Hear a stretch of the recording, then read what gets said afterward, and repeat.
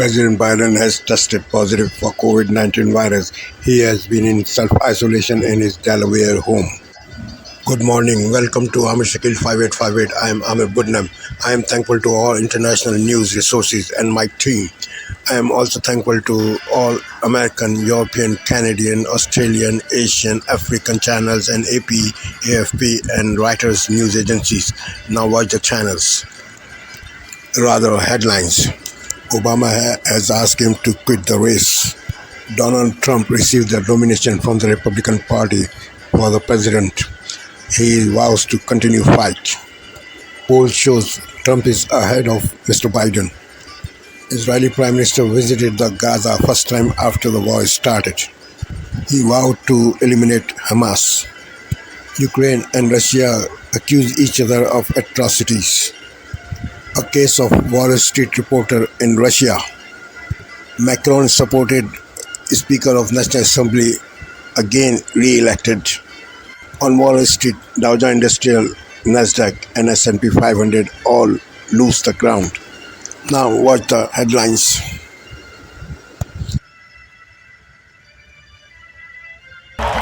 Tonight, as Republicans close out their convention, Democrats are in turmoil. Our new reporting on if President Biden will drop out and when.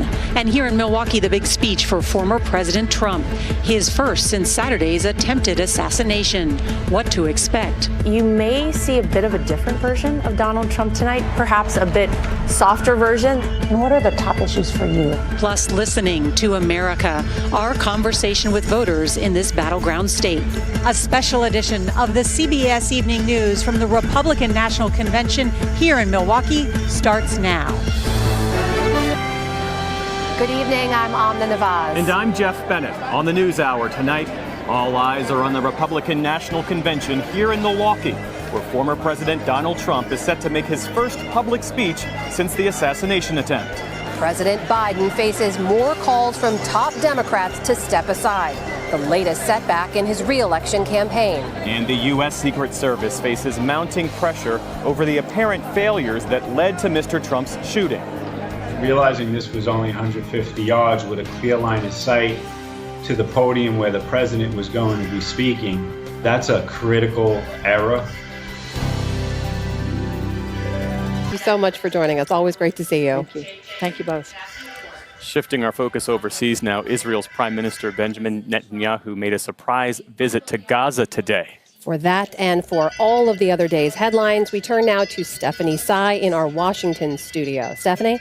Thanks, Amna and Jeff. Just days ahead of his high-stakes trip to Washington next week, Israeli Prime Minister Netanyahu met with his IDF troops in Rafah in southern Gaza.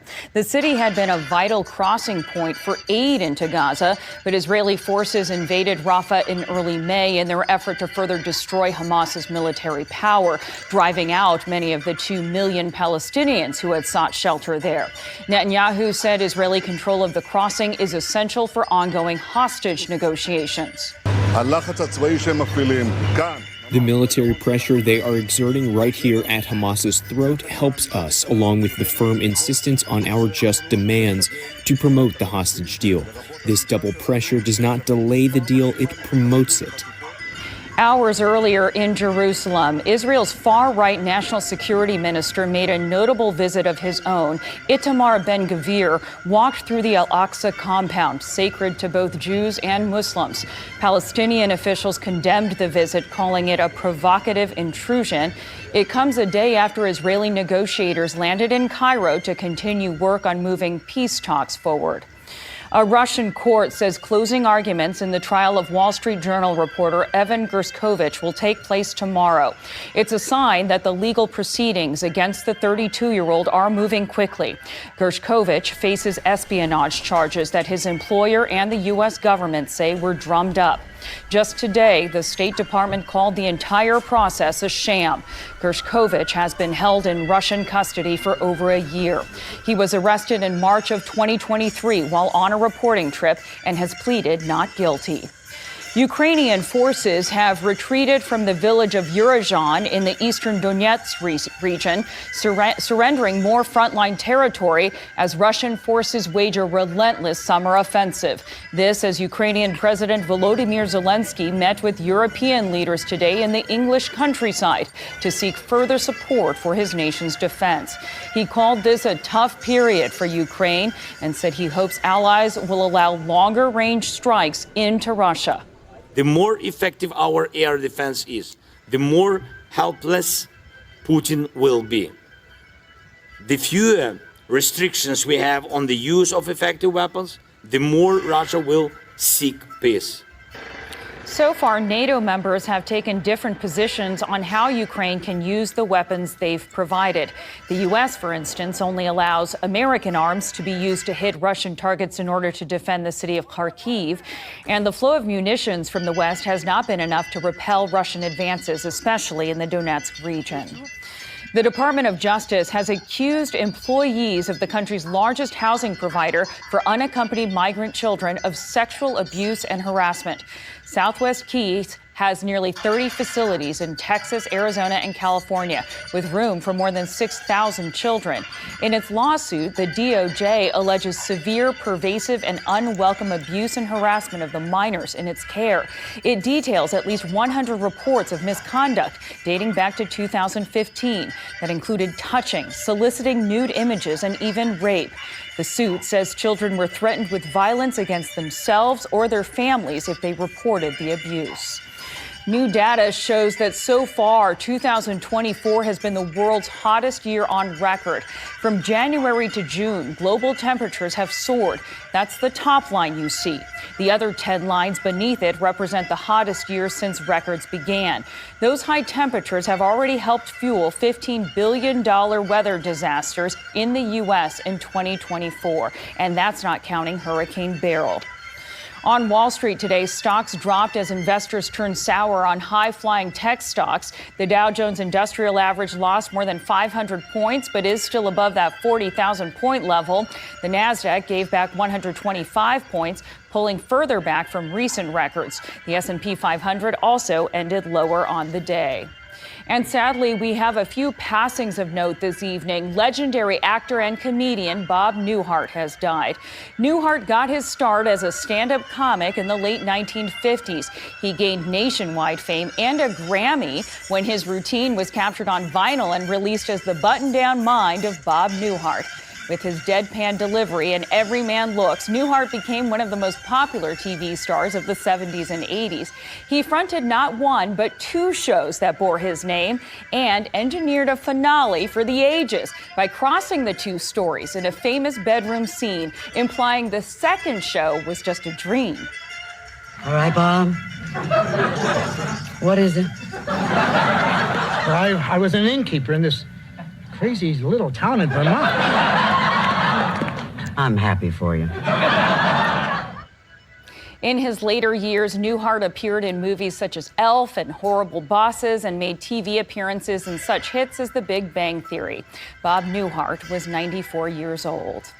Also today, veteran news anchor Lou Dobbs passed away.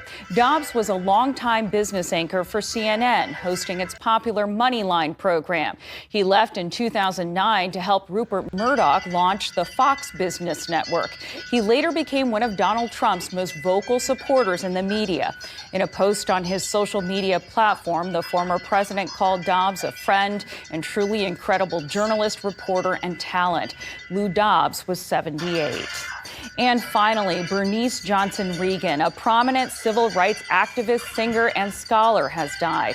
Born and raised in Southwest Georgia, a young Regan, there on the right, co-founded the Freedom Singers in 1962. A year later, the a cappella group was performing alongside the likes of Bob Dylan and Peter, Paul, and Mary.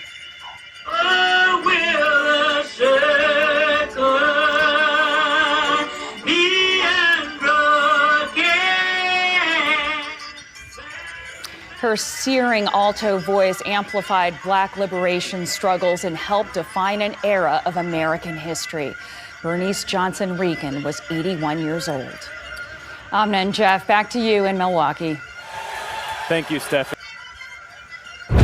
Tonight from Milwaukee, former President Donald Trump to speak to the nation from the Republican National Convention here. ABC will carry it live. And President Biden, battling COVID, tonight reports he is now more receptive to discussions about whether he should stay in the race. And tonight here, we remember a comedy legend, Bob Newhart. First tonight, President Biden and the future of his campaign. COVID forcing him off the campaign trail and into isolation at his home in Rehoboth, Delaware, following pressure from key allies to step aside, including Chuck Schumer and Nancy Pelosi, influential donor George Clooney. And tonight, ABC News now obtaining a 4-page letter from Congressman Jamie Raskin to the president, comparing Biden to a star pitcher, what he tells the president. And if the president were to step aside, would it be Kamala Harris? Or could it be someone else at the top of the ticket? Tonight, some of the other names that have made news, what Mary Bruce and John Carl have learned. Tonight, 5 days after an attempted assassination that nearly took his life, Donald Trump will accept the nomination here in Milwaukee for the 3rd time. Trump telling ABC News he threw out his original speech after the horror on Saturday and that he will focus on unity tonight. Rachel Scott on the convention floor. We have just learned that the former president has met with embattled director of the Secret Service here in Milwaukee, and new details tonight on the suspect. Sources telling ABC News the suspect looked up Donald Trump, President Biden, the dates of Trump rallies and of the Democratic National Convention in Chicago. In Russia tonight, American journalist Evan Gershkovich on trial. This fast-moving secret trial and closing arguments now already. The U.S. tonight calling it a sham, what Russia is claiming tonight. Here in the U.S., the wealthy real estate developer in Florida accused in a murder-for-hire plot. Tonight, the FBI arresting 9 people. They say they tried to poison the wife and run her over with a flatbed truck. She survived. We're tracking severe storms across several states, thunderstorms, dangerous winds, and possible flooding. And tributes tonight for comedy icon Bob Newhart. He made generations laugh with his kind, gentle way. He was one of a kind. From ABC News. Tonight, with Republicans set to unite around their candidate as many Democrats clamor to change theirs. President Biden isolating in Delaware, forced off the trail with a case of COVID. With persistent questions about his health, his polling, and donations, is his campaign in jeopardy?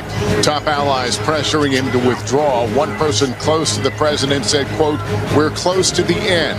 Why President Obama has concerns about his former vice president's prospects as his campaign vows to fight on. Plus, former President Trump set to accept the Republican nomination for the 3rd time. His primetime speech tonight with the country bitterly divided. The dramatic overhaul of the party featuring his running mate J.D. Vance. The new video of the assassination attempt as bullets fly and what investigators found in the suspect's search history. Mr. Trump meeting with the Secret Service director, her defiance amid growing calls for her to resign. Our exclusive reporting why some communities are rethinking their sanctuary city policies and working with ICE. What the agency's director tells us. The big-name companies abandoning diversity goals after online backlash. What they're saying. This is NBC Nightly News.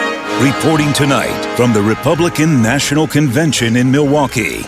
Here. Democracy Now!, democracynow.org. This is War, Peace, and the Presidency, Breaking with Convention. I'm Amy Goodman. President Biden's tested positive for COVID and canceled a campaign speech Wednesday evening as he headed back to Delaware to self-isolate. The White House says Biden has mild symptoms and is being treated with the antiviral drug Paxlovid. Biden was set to address the Unidos U.S. conference in Las Vegas to appeal to Latinx voters. Earlier in the day, an unmasked Biden was seen greeting supporters with close physical contact. Just hours before news of the president's COVID diagnosis went public, Biden made headlines over comments during an interview with BET journalist Ed Gordon. Is there anything that you would look to, you personally, not anybody else, not other pundits, not even perhaps family members, that you would look to say, if I see that, I will reevaluate? If there has some medical condition that emerged, if the doctors came to me and said... Fellow members of Congress. Tech billionaire Elon Musk has announced plans to move the headquarters of X and SpaceX out of California and relocate to Texas over a new California state law that protects the rights of transgender students. The law, signed by California Governor Gavin Newsom this week, bans schools from forcing educators to notify parents of their child's sexual orientation, gender identity, or gender expression without the student's consent.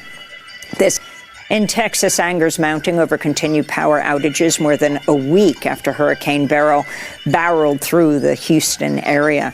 Harris County officials say at least 6 heat-related deaths have been reported due to the blackouts. One woman was found dead in her home. I have seen this man dragged through hell and back, in and out of courtrooms, indictments, impeachments, mugshots, and even an assassination attempt. And yet, he has never backed down. That was a moment late last night in prime time. The RNC co-chair, Lara Trump, she got a big job right now trying to get her father-in-law reelected. Last night was not just a family affair. Several of Trump's former Republican rivals also on stage in a show of unity. The House Speaker is Mike Johnson out of Louisiana, and he is our guest here in Milwaukee. Good morning to you, sir. How you doing? Great to have you. Good morning. Great to be with y'all. Just 2 nights, 2 shows, 2 performances, however you want to characterize it. How would you rate it so far? I would use that word that you had there in the graphic, unity. It's a great feeling among the people. We've got friends from all around the country, 50,000 people here participating. On this Thursday night, Joe Biden's re-election bid in doubt. Barack Obama now among those privately telling the U.S. president to call it quits. Donors are not giving money anymore. A listeria outbreak in plant-based milk becomes deadly. The symptoms and how the beverages could have been contaminated. A longtime federal cabinet minister resigns. Why Seamus O'Regan is leaving politics. Plus tributes to a legend of the deadpan delivery. No raise, I bet. Remembering Bob Newhart, whose genteel and quietly subversive style was wildly funny.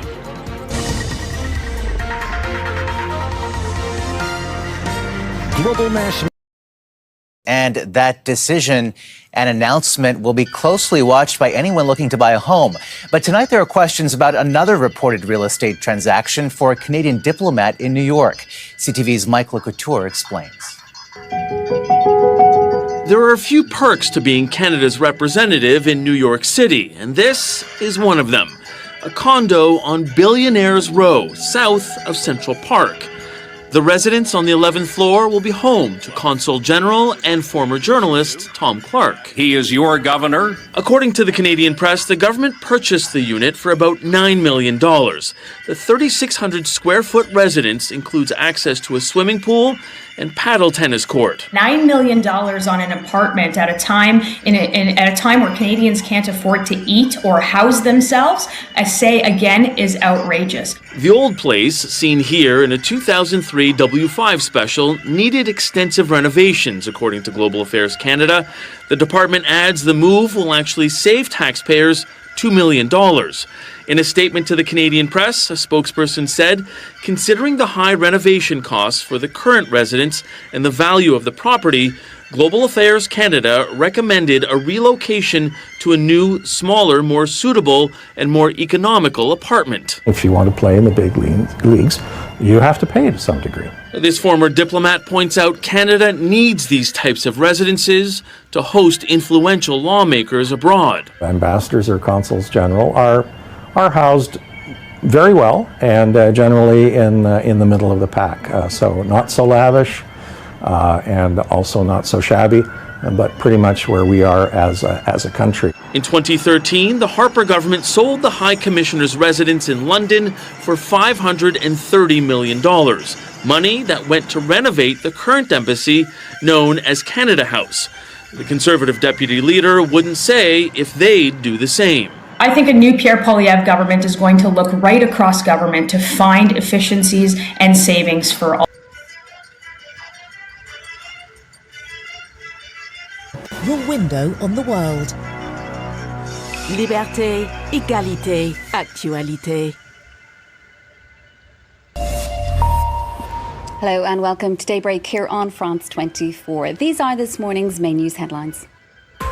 Bolder, brighter, stronger, greater. A call for unity from Donald Trump as he formally accepts the presidential nomination for the Republican Party, with the claim that he's saving democracy for the people of the United States.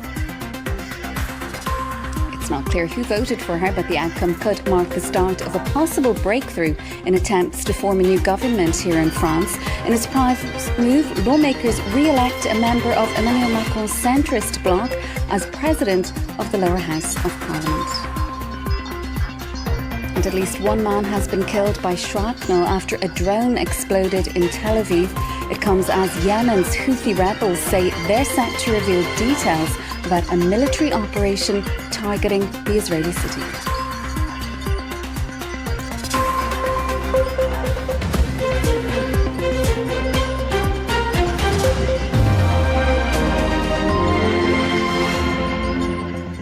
Good to have you with us. Well, it was the crowning moment to an event, a gathering of the party faithful. Just days after surviving an attempt on his life, Donald Trump has accepted the Republican presidential nomination. The former president.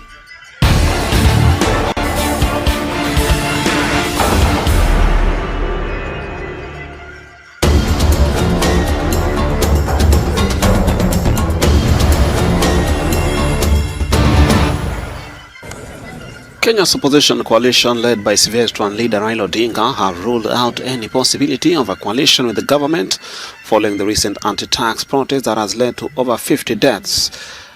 This follows recent meetings between the government of President William Ruto's coalition OCA and Odinga's Azimio la Umoja coalition that began last year. Protests began on June 18, calling for the sacking of cabinet ministers over incompetence, corruption and display of opulence, while ordinary people suffered from a cost of living crisis. Protesters stormed Parliament on June 25 after legislators passed a finance bill that will raise taxes. Odinga, on the other hand, has been on record calling for a dialogue among different stakeholders, including the protesting youths who have branded themselves as Gen Z. The youths later dismissed Odinga's and President Ruto talks, saying they're not catering for their interests but a structure and a leader. The Italian Prime Minister Giorgia Meloni has stressed on the importance of fighting against human trafficking. Meloni made the remarks on migration and the energy crisis as she took part in the Trans-Mediterranean Migration Forum in Tripoli, Libya on Wednesday. Human trafficking is nowadays one of the most powerful criminal, traffic in the world. There are people making lots of money using the desperation of the fragile persons.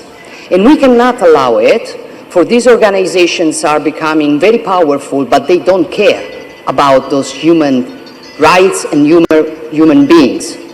Italy is one of the main points of arrival for migrants on the other side of the Mediterranean. Meloni also made comments about the energy crisis in Europe and said that Europe and Africa should increase cooperation in this sector. We're facing many crises, but every crisis hides also an opportunity. Now we have a problem in Europe about energy sources. Yes. Africa is... It has been 10 years since the chokehold death of Eric Garner at the hands of the New York City police officer made "I Can't Breathe" a rally cry. On Wednesday, Garner's mother, Gwen Carr, led a march honoring her son on Staten Island. Thus, with the ABC Listen app. Try it for yourself. Download the free app now. And you don't need to be a scientist to use it. Today, Donald Trump arrives at the Republican National Convention to deliver his first public speech since last week's assassination attempt. Meantime, President Joe Biden contemplates his future with reports he's beginning to accept he may have to abandon his re-election bid.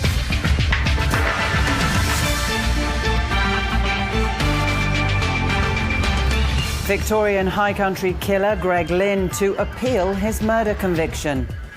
Almost half the population caught up in one of the country's biggest cyber breaches on prescription provider Medisecure.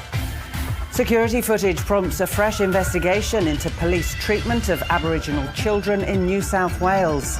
And another round of chill to blast the East Coast in welcome news for ski resorts. Hello, welcome to Mornings. I'm Lorna Dunkley. Let's take a look at the weather in the capital cities first. Brisbane, sunny with a top of 20. This is Asia Now. Hello, it is 2 p.m. in Singapore and Hong Kong, 11:30 in New Delhi, 1 o'clock in Jakarta. I'm Yasmin Yonkers. At this hour, former U.S. leader Donald Trump delivers a long acceptance speech at the Republican Party convention and threatens to make Chinese EVs unsellable in the U.S. His first public comment since surviving an assassination attempt last weekend. Tonight, with faith and devotion, I proudly accept your nomination for President of the United States. Thank you.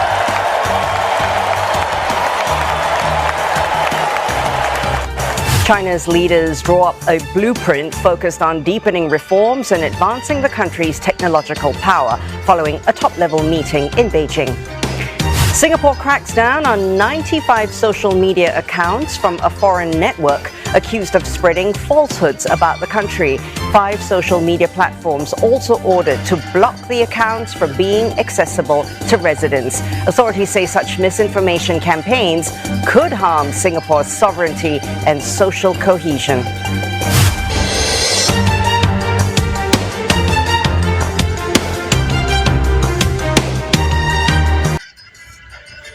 Thank you for watching and privilege of your time.